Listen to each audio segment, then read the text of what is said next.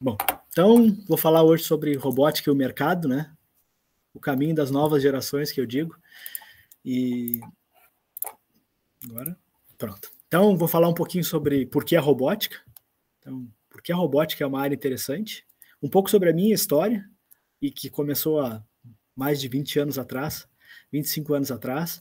E aí aquela pergunta que sempre vem, né? Bom, tu começou há 20 anos atrás, se eu começar agora, ainda vale a pena? Então a ideia é conversar um pouco sobre a robótica hoje ainda vale a pena, né? Tentar responder essa pergunta.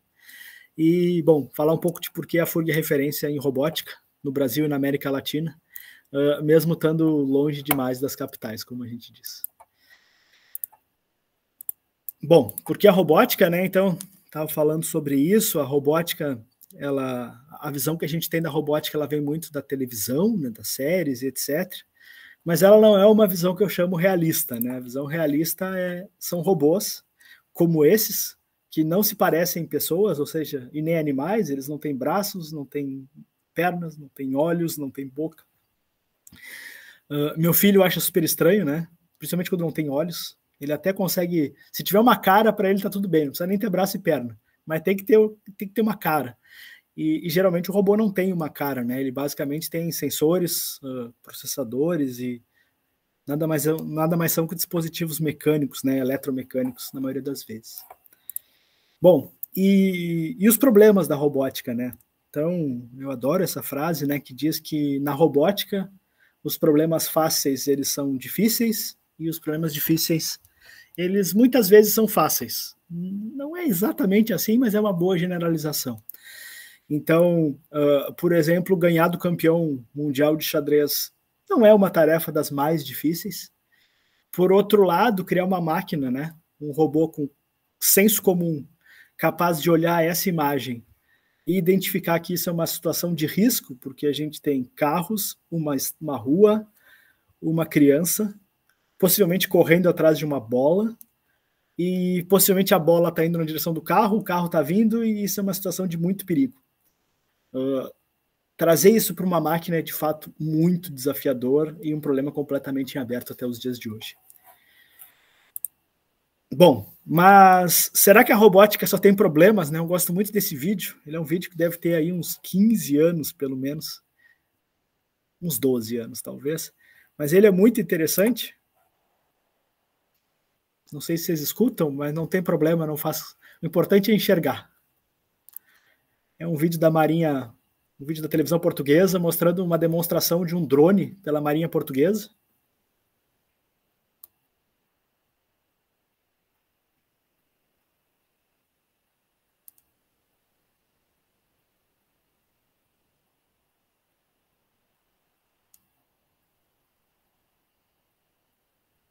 Bom, então vocês podem ver, né, que o drone basicamente se jogou na água, vamos chamar assim, e aí tá eu acho que ele era o primeiro-ministro na época de Portugal dando explicação de por que as coisas não aconteceram bem e etc, né? Então, de fato, a robótica é um desafio bastante grande, né? Esse é um vídeo também bastante legal do DARPA Challenge, chama-se de... Agora eu não lembro o nome do DARPA Challenge, ele é de 2015, também não é tão novo assim, mas a ideia era robôs fazerem atividades dos seres humanos, ou seja, dirigir carro, abrir porta, fechar uma válvula, etc. Vocês também podem ver que nem sempre as coisas saem como o planejado. Então, robô tentando entrar, né? Porta dentro. Tentando andar numa zona menos plana. Esse aí desistiu de viver. Esse, bom, caiu.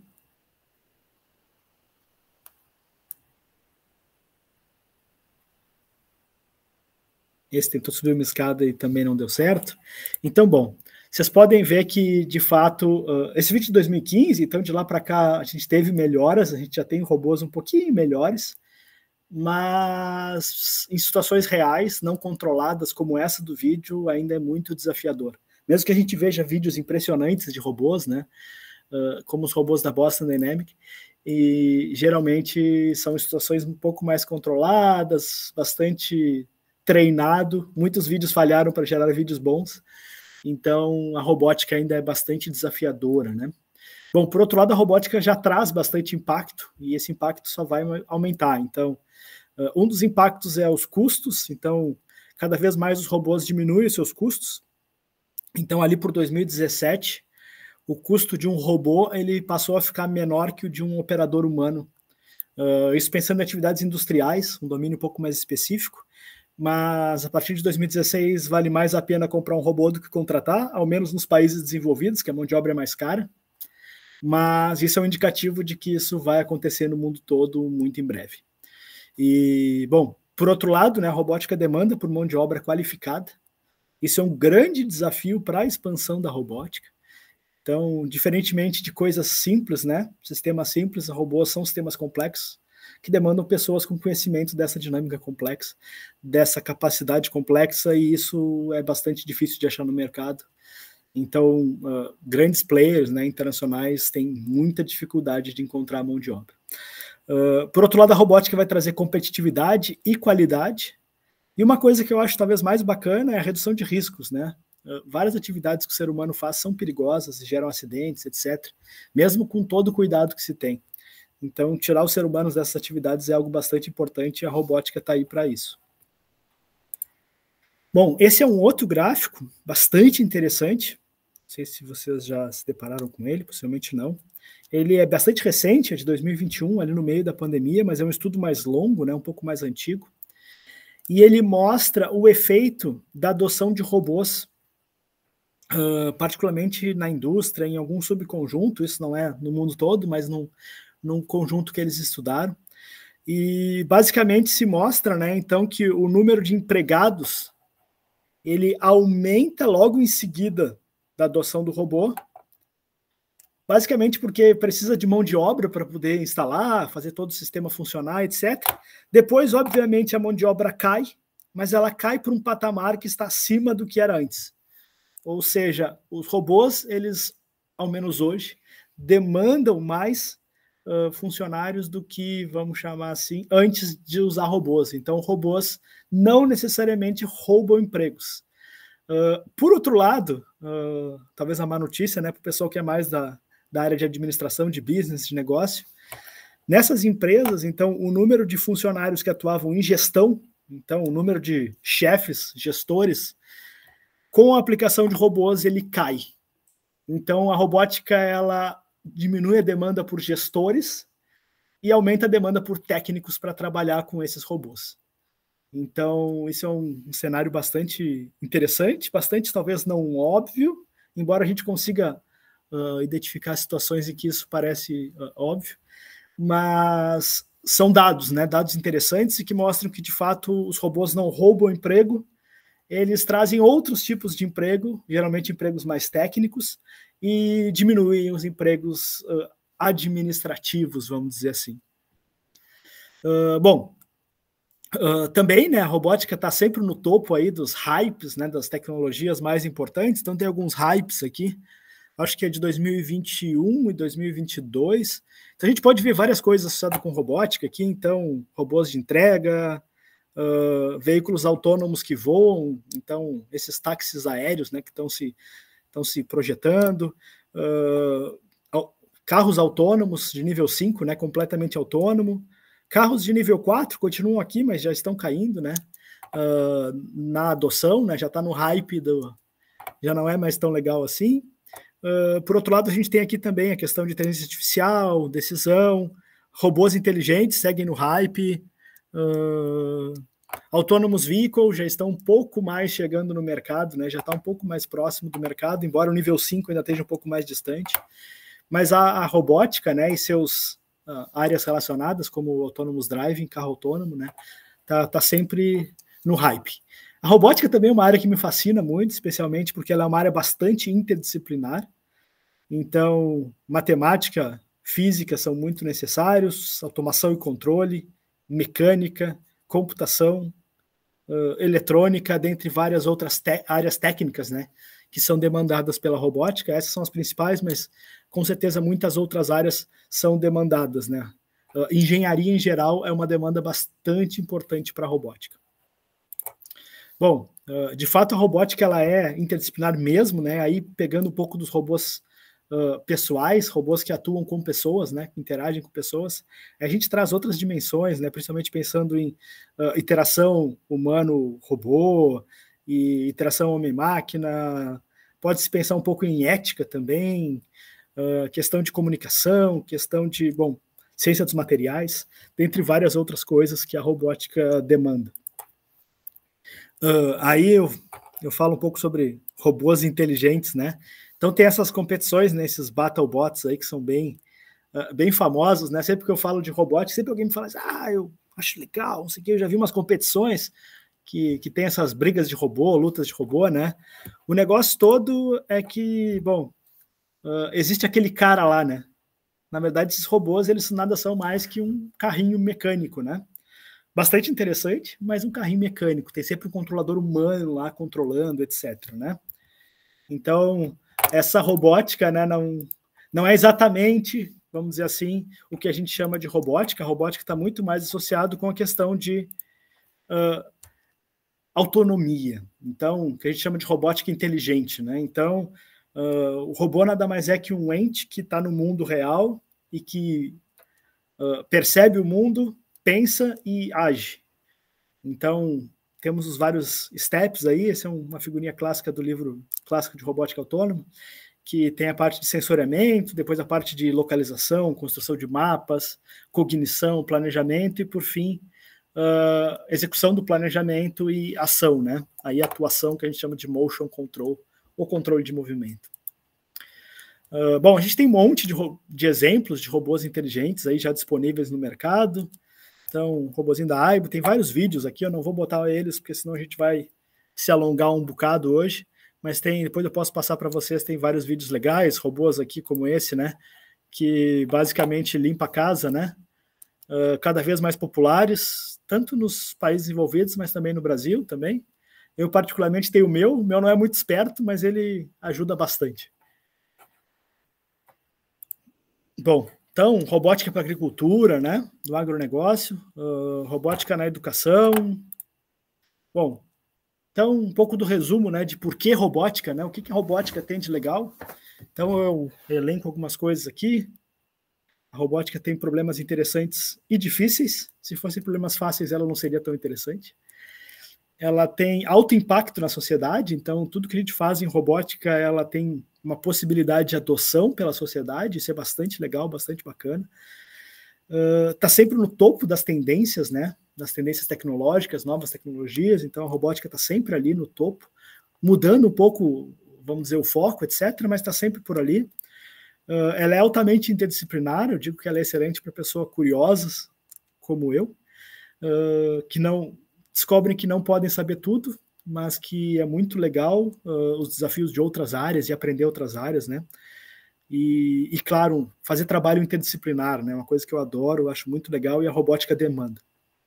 Também tem desafios importantes de autonomia e percepção e pode ser um grande vetor, né? Que eu chamo de desenvolvimento regional e nacional. Então, os países que deterem as tecnologias, sempre é assim, sempre vai ser, eles vão ser os países que vão ter a melhor qualidade de vida, mais recursos. Então, a gente também precisa trabalhar nisso, né, nesse desenvolvimento regional, nacional. Depois eu vou contar um pouco do que a gente faz para essa dimensão também que considero bastante relevante.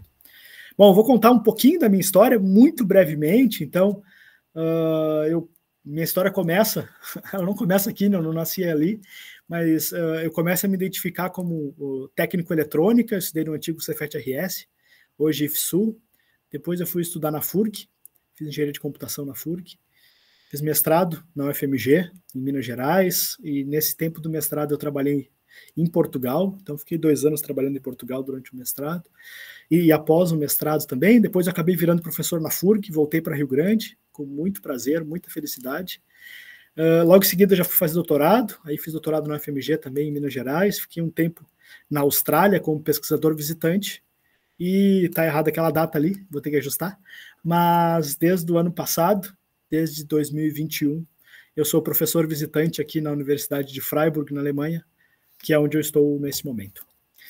Bom, um pouco do roadmap, né? Então, tudo inicia com um pouco de conhecimento, conhecer um pouco da área, e depois passa por uma decisão, que é sempre bastante difícil, né? E aí passa nessas áreas tecnológicas altamente avançadas, passa por fazer pós-graduação, então mestrado, doutorado, etc. Ter experiências internacionais ela é importante, né? O mundo ele é cada vez mais globalizado, o conhecimento está disponível, mas estar nesses outros lugares, né, é sempre bacana. E depois por uma fase de consolidação, né, agora eu como professor, pesquisador e, bom... então, meus primeiros passos na eletrônica, né, com os primeiros robozinhos que a gente fazia lá na eletrônica há muito tempo atrás. Depois eu me formei em eletrônica e resolvi para o mercado. Trabalhei um tempo no mercado, trabalhando com automação e controle. E aí eu fui para a FURG, e na FURG eu voltei para a robótica. A FURG naquele momento estava começando na robótica, assim, começando mesmo, assim. E aí eu comecei a trabalhar com robôs subaquáticos, robôs manipuladores, um pouco de robôs para jogar futebol. Participei de várias competições e pesquisas em robótica no meu tempo de FURG, né? Isso me ajudou bastante. E, bom, e aí chegou a hora que a gente se forma e precisa tomar uma decisão. E, bom, é sempre difícil. Eu decidi para o mestrado, então fui para o mestrado em visão e robótica lá na FMG. Na época, era talvez o melhor lugar no Brasil. Para mim, parecia o mais longe que eu toparia aí. Achei um ambiente bastante legal lá na FMG, gostei bastante da experiência lá, aprendi muito. E, bom, busquei oportunidades e acabei indo para Portugal. Então, em Portugal, eu fiquei um ano durante o mestrado, eu fiz metade do meu mestrado lá em Portugal. Depois, fiquei mais um tempo como pesquisador lá em Portugal. Então, lá eu trabalhei com veículos autônomos, isso mais de 12 anos atrás. Depois eu voltei para a FURG, voltei de Portugal para a FURG, e aí comecei a retomar as pesquisas, né? A gente tinha pouca infraestrutura naquela época, depois isso felizmente mudou, melhorou bastante. Também logo em seguida já saí, fui fazer doutorado, e aí fiquei um tempo na Austrália, então algumas pesquisas que eu fiz também com veículos autônomos focados em agricultura, veículos subaquáticos, várias coisas lá, eu encontrei vários robôs legais, foi uma experiência muito, muito bacana. E, bom, por fim, né, um pouco da consolidação, virei professor de fato, né, aí comecei a orientar vários alunos, fazer vários projetos, várias pesquisas, né, na área agrícola, na área de robótica, robótica submarina, tem um pouco eu na maior conferência de robótica do mundo, e também ajudo, né, a tocar o que a gente chama de equipe FBOT da FURG, que é a nossa equipe de robótica para competição, que, bom, a gente desenvolve também várias coisas bacanas de robótica. Um pouco desse resumo, então, sempre começa com estudos iniciais e conhecer um pouco as áreas que está interessado, né? A decisão é sempre difícil de escolher um caminho, especialmente na robótica se fala, basicamente o caminho natural é a pós-graduação, então a robótica ela não é coberta por cursos de graduação, talvez no futuro vá ser, mas nesse momento ainda não é, então a gente tem cursos de graduação mais gerais, e para aprender coisas mais específicas, isso vale para robótica, mas tantas outras áreas, né? A pós-graduação é um caminho natural e que nos permite nos especializar, e diferentemente de outras áreas, não nos manter bastante abertos, né, ao mercado. Então eu vou comentar disso. Aqui, por exemplo, no Brasil também isso vale, aqui na Alemanha, os alunos todos que acabam o doutorado, né, grande maioria não vai para a academia, não vira professor, vai trabalhar na indústria, e então no Brasil isso acontece cada vez mais, principalmente em áreas como computação e robótica, e esse é um caminho que eu vejo também como bastante natural, embora a decisão seja difícil, porque é um caminho longo, né? É bastante tempo de pós-graduação, depois da graduação. E, bom, um pouco da consolidação, né, que é usar o que eu aprendi ao longo desse tempo todo para tentar, de algum modo, melhorar a sociedade. Esse é o grande objetivo. Bom, a robótica hoje ainda vale a pena, né? Então tem um monte de estatísticas mostrando um pouco sobre isso. Então, bom, a robótica está crescendo muito, principalmente a questão de mercado, né? Cada vez mais tem empresas de robótica faturando, vendendo robôs em vários diferentes contextos. Eu vou falar um pouco disso. Tem uma organização que levanta esses dados de robótica. Então, eu não achei os dados mais atualizados, estava até procurando, mas, bom, em 2019 se vendeu em torno de quase 400 mil robôs, totalizando quase 14 bilhões de dólares. Então, dá para ter uma ideia, mas o mercado segue crescendo e durante a pandemia ele cresceu mais. Então, aqui está um pouco desse mercado, pensando inicialmente nos robôs industriais, né, que são aqueles robôs manipuladores mais clássicos. Então, o mercado cresceu e segue crescendo a uma taxa bastante razoável, de torno de 15% a 20% por ano. Porém, em torno de 80% dos robôs industriais do mundo estão em 5 países, basicamente China, Japão, Estados Unidos, Coreia e Alemanha, que é onde eu estou agora, que é onde de fato está a maior parte das fábricas do mundo hoje. Bom, aí vocês podem ver vários gráficos, né, do número de robôs instalados e tudo mais, então dá para ver que a indústria de eletrônicos é a mais importante, depois vem a automotiva, parte de metal mecânica e assim por diante. Eu gosto bastante dessa parte de robôs de serviço, né, que são os robôs não industriais, basicamente. Então, são áreas que crescem muito. Então, robôs para hospitalidade teve um crescimento de 85% no último ano. Robôs para transporte e logística, você deve ter visto aqueles robôs da Amazon. Então, também uma área que cresce muito, 45%, chegando a 50 mil unidades. Robôs para medicina, para limpeza pessoal, para agricultura, né? Não cresceu tanto, mas tem um potencial de crescimento bastante grande. Para manutenção, inspeção, etc. Então, aqui é onde estão os fabricantes desses robôs. Vocês podem ver que muitos são vermelhinhos são startups, então são empresas ainda bastante pequenas, né? Embora tenha bastante empresas que já foram startups e hoje cresceram. Então, a maioria das empresas estão nos Estados Unidos, mas também China e Alemanha e Japão se destacam, né? Além de outros países como França, a Rússia se destaca, Coreia do Sul. Um pouco de startups na agricultura, então a gente tem várias empresas bacanas em Israel, França. França tem muita coisa de robótica para agricultura. Na FURG a gente tem 2 startups bastante legais que saíram do nosso grupo de pesquisa, a Aurus Robotics e também a Demetec, e uma delas focada na parte de pulverização agrícola, a outra focada na parte de plantas frutíferas, né, identificação e coleta de plantas frutíferas. Robôs para relações públicas, então a gente tem várias startups no Brasil nessa área, destaco a Kiron Robotics, que é de Santa Maria, né? A gente é bastante parceiro da Kiron, bastante próximo deles, uma empresa bastante legal que trabalha com relações públicas.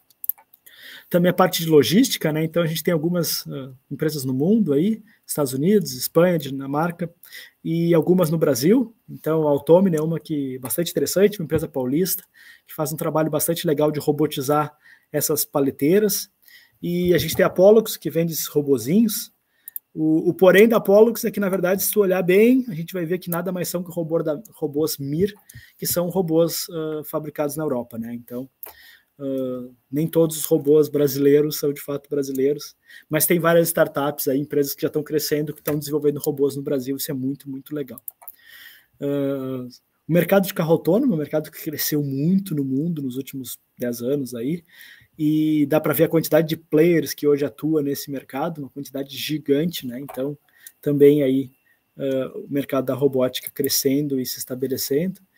Esses são dados um pouquinho mais antigos, de 2018, eu não achei dados mais recentes, mas já mostra aí o número de milhas, né? Não quilômetros, mas milhas que se viajou com carros autônomos. Então, a Waymo é a número 1, depois a Cruise e assim por diante, várias outras empresas, a maioria nos Estados Unidos, mas também na China e Japão.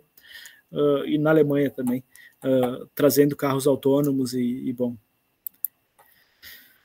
Quais são os gargalos, então, desse mundo novo, né, desse futuro da robótica aí? Bom, a questão de investimento, então, robótica ainda é cara, tanto para comprar quanto para fazer, principalmente para países mais pobres, como o Brasil. A questão da maturidade do mercado, né, o custo da mão de obra ainda é bastante grande, e a disponibilidade também. E a questão da mão de obra qualificada, né? Como eu comentei, mão de obra em robótica é cara e leva bastante tempo para formar. Tu não consegue... não, eu vou abrir hoje e amanhã eu vou ter mão de obra. Não, isso leva 10, 15, 20 anos para te formar mão de obra qualificada em robótica. Então, esses são os gargalos e as grandes oportunidades, talvez, né? Oportunidades bastante legais para todos vocês. Então, esse aqui também já é algo um pouquinho mais antigo, mas que eu sempre trago, né? De 2018. Depois disso também em 2019 eu fui no evento, mas aí também não me foquei muito nisso, e depois veio a pandemia, esse ano acabou que eu não fui, embora tenha artigos aí nos eventos principais de robótica do mundo, eu acabei não indo por estar aqui na Alemanha, mas em 2018 me chamou muita atenção que tinha panfletos por todo lado, e basicamente o que as empresas queriam não era vender robô, eles queriam era contratar gente, então empresas de tudo que é Toyota, Bosch, bom, tinha um monte de empresa naquela época oferecendo, e esses empregos continuam em aberto. Então, tem muito, muito emprego mundo afora, né? Não só no Brasil. No Brasil tem bastante emprego também, devo admitir para vocês, na área de robótica. Mas mundo afora tem muito, muito mais. Bom, por fim, né, meu último assunto, já estou falando aqui há em torno de uns 25 minutos, por que a robótica, por que a FURG é referência em robótica no Brasil e na América Latina, né? Então, a primeira pergunta é: a FURG é referência de alguma coisa? Então, a gente usa índices, né, internacionais para mostrar isso. Então, a FURG hoje está nos top 3 da área de robótica inteligente no Brasil. Inclusive, a gente tem o paper mais citado aí. Mas a gente está aí junto com a FMG, que é da onde eu venho ali. A URGS faz um trabalho interessante, o pessoal da USP também, da Universidade Federal do Espírito Santo, entre outros parceiros aí, e players nacionais que trabalham com robótica. A FURG está ali no top. Isso também vale para rankings internacionais, ranking de computação, em geral a FURG está no top 6 aí, junto com vários outros, com a Universidade de Buenos Aires, Los Angeles, Córdoba. E pensando só em robótica, a FURG também ali no top 3. Também destacando isso também em rankings internacionais, pensando em América Latina, né? Bom, a FURG é referência, então vocês já viram um pouquinho que os rankings mostram que de fato a FURG é relevante nessa área de robótica, ela tem impacto, ela é uma das universidades mais importantes nessa área hoje no Brasil. E bom, isso nos credenciou a ser uma coisa que a gente chama unidade Embrap. Então, hoje a FURG é uma unidade Embrap através do iTech FURG, que é a nossa unidade em sistemas robóticos e automação. Então, hoje a FURG é referência, né, quando se fala em aplicação, vamos chamar assim, de robótica para o setor industrial brasileiro. Então, a gente desenvolve dentro da Embrap, né, projetos com empresas de todos os tipos e todos os portes, basicamente modelos computacionais, ferramentas também, robóticas e sensores. Essas são as nossas áreas de atuação dentro da Embrap. Alguns projetos, né, esses um pouco mais antigos, eu até pensei em trazer alguns novos mais da Embrap, etc. Acabou que no fim das contas eu não consegui atualizar todos a tempo. Tem vários projetos atuais, mas não tem todos. Aí tem alguns projetos legais, mas que não são tão novos. Então esse aqui é um projeto bastante, eu diria que tem uns 10 anos esse projeto. Foi um projeto que a gente fez com a CE, que a gente chamava de robô TatuBot, né? Então era um robô que ele tinha que andar dentro de dutos ali para inspecionar cabos de transmissão de alta tensão. Depois a gente teve uma versão 2 dele, aí já faz aí uns 7 anos, que foi esse robô aqui que a gente construiu. Ele era um robô bem menor que o outro, para andar em dutos bem menores, todo pneumático também. Aqui tem alguns, deixa eu ver se eu consigo, aqui tem uma foto dele fora do duto. Vocês podem ver que ele de fato não parece um robô, né, como a gente fala, mas ele é um robô bastante legal, todo pneumático, pelo ambiente, né, também. Aqui tem um vídeo dele andando dentro do cano, né? Vocês podem ver. Ele anda como se fosse uma lagarta, né? Ele se comprime e vai andando. Se comprime, se estica, e a partir disso ele vai andando. Bom, também alguns projetos de robótica que a gente desenvolveu ao longo do tempo. Então, esse foi um deles. Um dos primeiros projetos que a gente fez, e um dos pioneiros no Brasil de robótica subaquática. Então, o ROV-FURG, a gente teve o ROV-FURG 1, esse aqui já é o 2. O 1, de fato, era bastante precário. O 2 já foi bem mais legal, com financiamento do CNPq na época. E eu trabalhei como bolsista de iniciação científica nesse projeto. E depois também colaborei quando eu já estava no mestrado e era professor na FURG. Então, aqui está o robô na piscina, etc. Tem alguns vídeos. A gente tem alguns robôs que a gente não construiu, mas que a gente comprou e instrumentou, etc., que a gente usa para fazer operações. Então, aqui está a gente no navio da universidade, né? A FURG tem um navio oceanográfico, e aí está lançando o nosso ROV, né? O nosso robozinho submarino, aqui fazendo experimentos e tudo mais. Então, aqui tem um pouco da nossa frota de robôs submarinos. Não está o ROV-FURG 2 aí, mas a gente tem vários robôs comerciais, da Ciabotics, da Blue Robotics, e esse aqui que é o OpenROV também, que é um veículo bastante bacana. A gente tem alguns projetos nessa área de robótica subaquática, vocês podem ver que é um negócio que a gente gosta bastante legal, embora a gente faça muitos outros projetos. Então, parte de restauração de imagem subaquática, né? Enxergar embaixo d'água é um grande desafio. Quem já mergulhou sabe, se tu não mergulhar em águas caribenhas, é um desafio gigante, e mesmo se tu mergulhar em água caribenha como essa aqui, é um desafio bastante grande. Então a gente desenvolve algoritmos, né, que melhoram a qualidade da imagem aqui e fazem restauração. Também, né, a partir desses algoritmos, a gente consegue tornar esses robôs subaquáticos autônomos usando só imagem. Então aqui tem um pouco dele, né? Então um robô só com uma câmera, andando nesse caso numa piscina, e aí com essa única câmera ele consegue desviar dos obstáculos, ele estima a distância que ele está dos obstáculos, e ele consegue então fazer desvio de obstáculo, etc.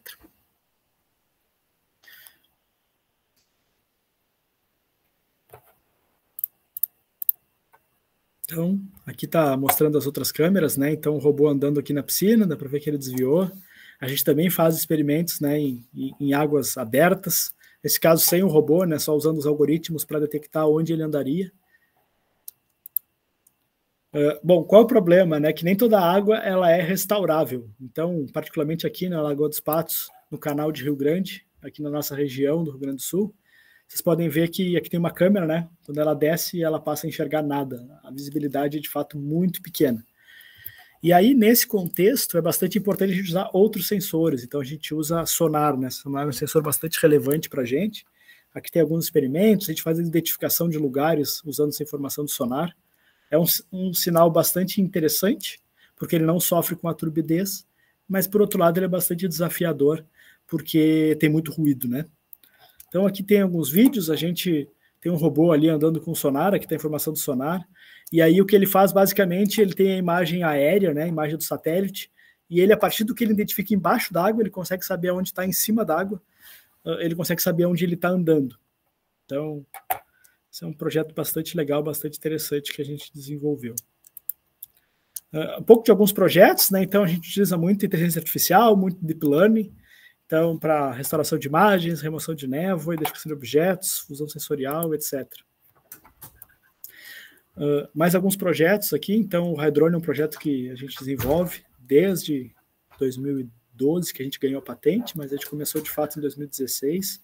Hoje ele está em fase de construção do protótipo, né? A ideia é desenvolver um drone que seja capaz de voar, mas também de mergulhar. E a gente tem trabalhado bastante forte nisso. Aqui tem outros projetos que a gente desenvolve na parte de robótica para a agricultura. Então, aqui a identificação de linhas de plantação, e depois com isso a gente pulverizando, usando a automação de um sistema pulverizador.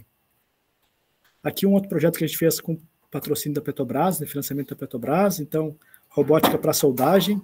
Na soldagem existem esses robôs, que a gente chama de robôs lineares de solda. O que a gente fez foi tornar eles completamente autônomos para fazer a soldagem. Então, isso traz vários desafios, né? O processo de soldagem gera vários efeitos ruins para a câmera, como fumaça, faísca, etc. Então, aqui tem um pouco do que a gente faz, né? Aqui está a imagem antes dos nossos algoritmos e depois. Dá para ver que a gente diminui essa fumaça, iluminação, etc., para poder identificar, então, o que a gente chama de chanfro, né? Que é o lugar a ser soldado. E aí, depois, aqui está uma demonstração que a gente fez do projeto, ele de fato soldando completamente autônomo. Aqui está a câmera, aqui está o robô, né? Está o pessoal na volta ali olhando e tal, mas o robô soldando completamente autônomo. Bom, também tem outros projetos na área de segmentação de imagem subaquática, restauração, comentei sobre isso. Também vou comentar um pouco sobre a nossa equipe de robótica FBOT, né? Então, o FBOT é a nossa equipe de competição. Hoje a gente participa de 5 categorias. Tem uma que a gente está um pouquinho mais afastado, mas a gente está trabalhando, retomando. Então, a gente participa da SEC, que utiliza kits Lego, da @home, que a gente é campeão nacional, aí, 3º lugar no mundo, e do Hydrone, que de fato é a competição de drones, robôs para futebol, e robôs de 2 tamanhos para futebol, né? Os bem pequenos e os intermediários. Então, aqui está um pouco da nossa equipe, um pouco dos nossos troféus. Então, aqui a gente tem o robô de Lego, vocês podem ver aqui também para participar de competição, ele usa esses kits Lego, tanto NXT quanto EV3. Aqui um pouco dos nossos robôs que jogam futebol, né? Que a gente chama de Fugball. Então, aqui está os robôs, eles chutam, driblam, etc., uma categoria que a gente participou há muito tempo, agora a gente está um pouquinho afastado, mas está retomando. Esse aqui é os nossos Very Small Soccer, são robôs menorzinhos, que atuam num campo menor. Eles não chutam, mas eles são muito rápidos e, bom, basicamente fazem gol empurrando a bola, mas é bastante dinâmico, bastante interessante, bastante desafiador. Bom, por fim, um pouco de algumas fotos aí da nossa robô Doris. Eu acabei não botando as últimas fotos aí da competição de 2022. Mas, bom, um pouco da história também, né? Começou assim e foi crescendo e até chegar nessa versão, que é a nossa versão atual, não exatamente essa, mas uma versão bastante próxima da atual. Aqui está a robô Doris, então, participando na competição em 2019. Esse já é um protótipo bastante mais similar com o atual que a gente tem. Nessa competição a gente ficou em terceiro lugar, e agora em 2020, né, algumas semanas atrás, a gente participou também novamente e ficou em primeiro lugar. Bom, aqui também um pouco da competição de drones, né, então a gente é bicampeão na competição de drones. Em 2020 ela aconteceu de maneira simulada pela pandemia, mas em 2019 a gente ganhou. Esse ano a gente teve uma participação mais difícil, porque, bom, teve dificuldades esse ano, mas participamos, nosso robô estava fazendo várias atividades bastante semelhantes ao que fez em 2019. Aqui está um pouco da competição, né, que a gente acabou ganhando em 2019, ela aconteceu na FURG, e a ideia é o robô completamente autônomo, aí fazer vários movimentos e atividades relacionadas, então, à indústria de óleo e gás.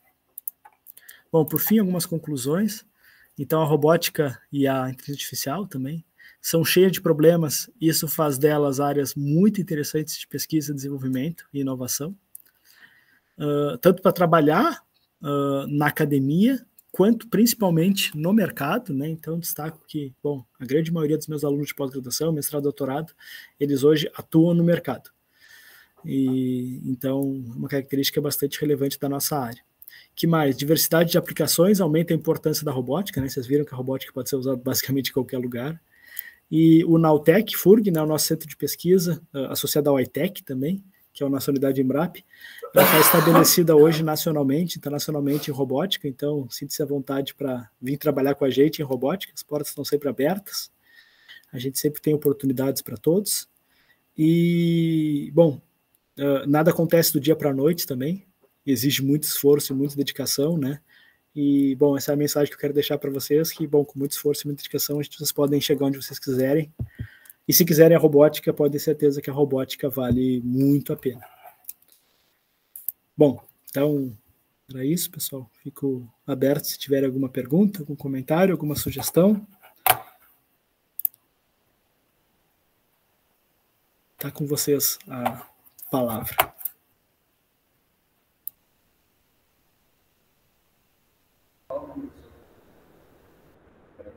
Oi, professor, tá ouvindo?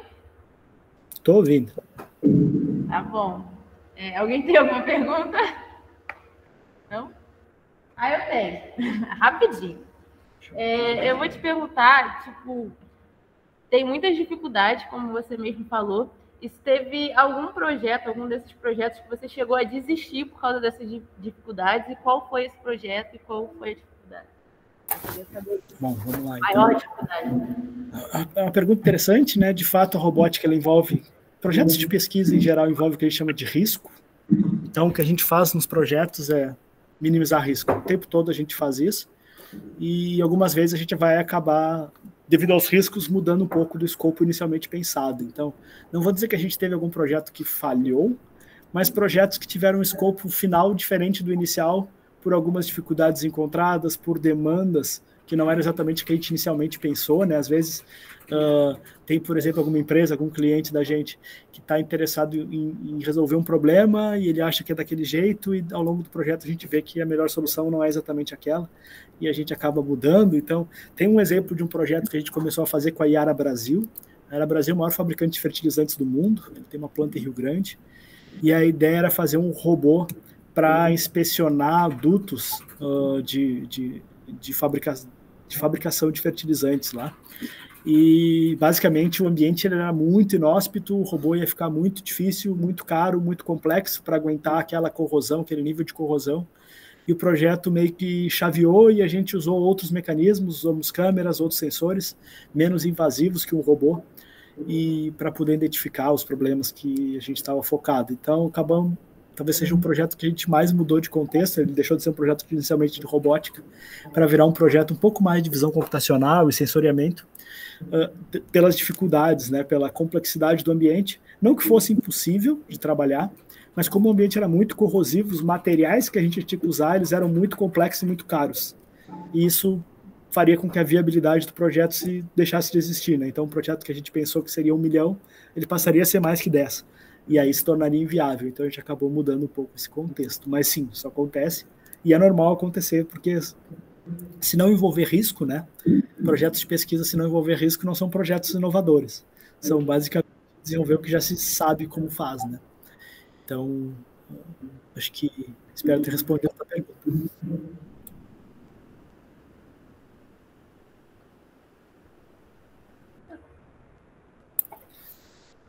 Bom, da minha parte era isso, pessoal. Se vocês tiverem alguma dúvida, alguma coisa, eu gravei também a apresentação aí que eu fiz. Se vocês quiserem, depois eu posso passar para vocês. Vocês podem, sei lá, divulgar, passar também.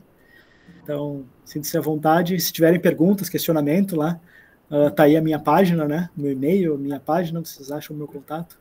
Sintam-se à vontade aí para nos contactar e se quiserem conhecer um pouco mais da robótica. Com licença, professor, está me ouvindo? Eu tenho uma pergunta. No caso, qual foi as suas maiores dificuldades, assim, em todas as áreas que você aplicou, a questão da robótica, assim, o que mais foi difícil de aprender, assim, teve um grau de aprendizagem maior, se foi uma parte mais de inteligência artificial, se foi outra área? Essa é a minha dúvida. É difícil dizer, né, exatamente o que para mim foi mais difícil. Para mim, por exemplo, a aerodinâmica e a hidrodinâmica é sempre algo muito difícil. Até pela minha formação, eu não sou um engenheiro mecânico de formação, né?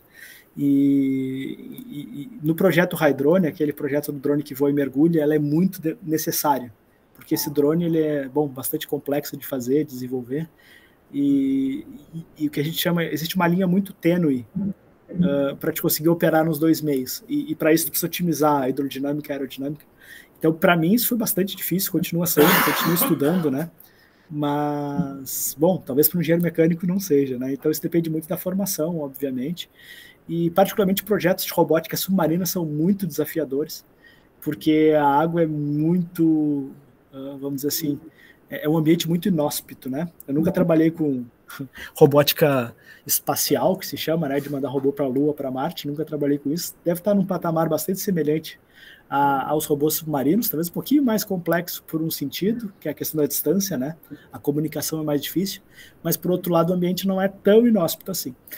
O ambiente subaquático é bastante difícil, né? Porque, de fato, a água ela prejudica a percepção, ela impõe pressão no robô, que o robô tem que aguentar, então à medida que tu vai te descendo, o robô vai ter que aguentar mais pressão. A questão, se ela se vazar, né? Se entrar água, estraga tudo.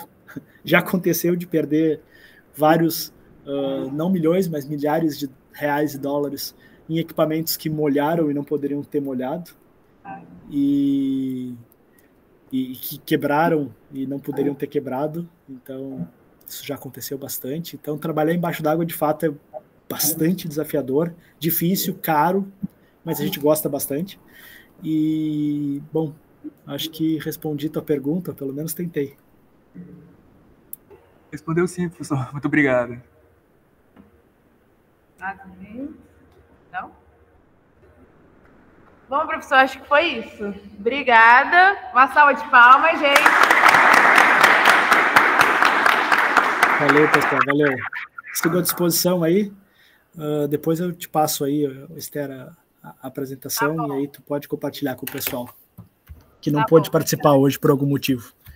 Valeu, pessoal. Abraço. Obrigada, professor. Tchau.